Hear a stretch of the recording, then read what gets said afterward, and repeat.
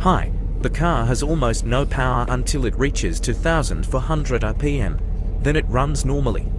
Occasionally, when driving uphill, the check light comes on. Diagnostics indicate the dCi valve. I cleaned it, but it didn't help. So, I thought it might be the mass flow sensor. I'll try disconnecting the sensor and taking a short drive as a test. Before disconnecting the sensor, you need to warm up the car, otherwise it won't start.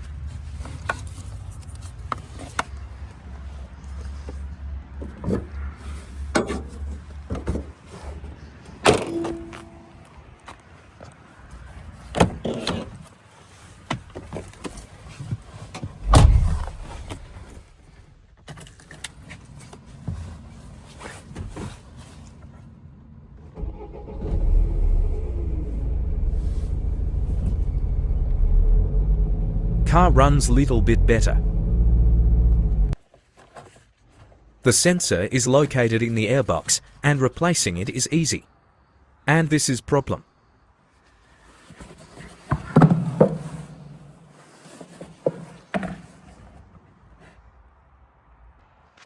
I reassembled the car with a new sensor and it works as it should.